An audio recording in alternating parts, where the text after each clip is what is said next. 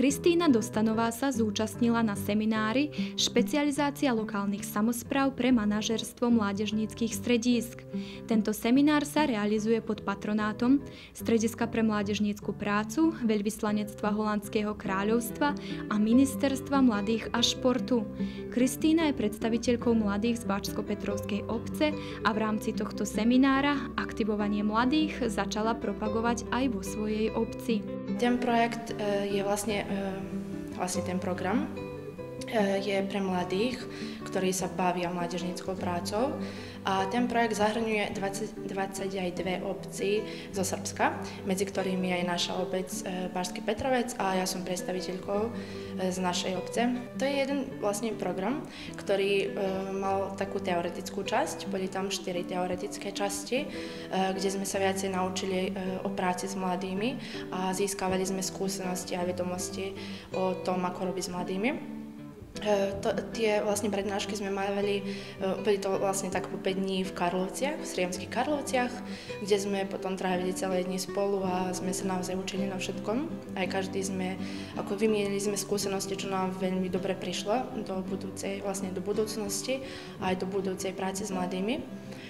Takže ako čo som už spomenula, boli to 4 také prednášky a 5. časť je teoretická časť, je tu praktická časť, čiže moja prax.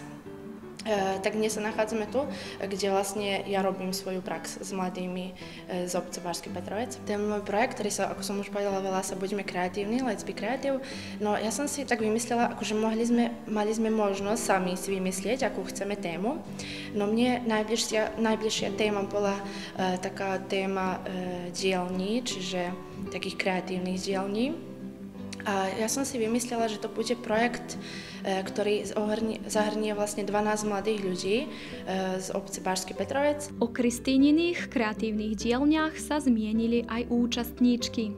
Moja záľuba sú náušnice a som aj odávna chcela, ako ich sama si ich spraviť a vyskytla sa mi možnosť, kde to môžem spraviť a tak som sa zapojila.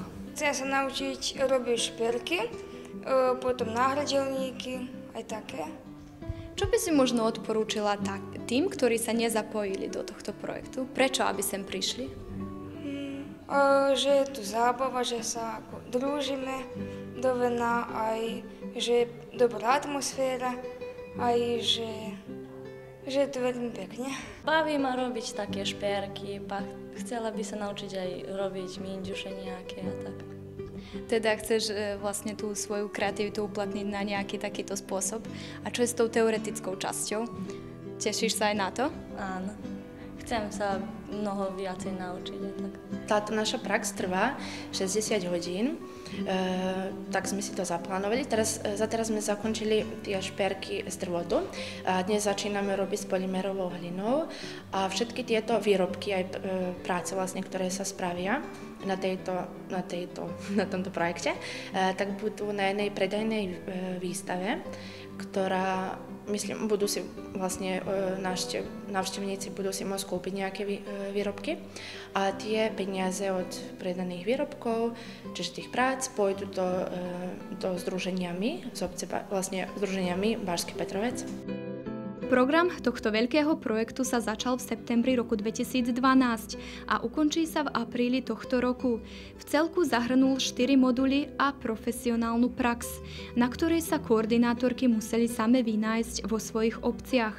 Po skončení tohto seminára účastníci získajú certifikát Národného združenia pre praktickú prácu s mladými a miesto koordinátora pre prácu s mladými.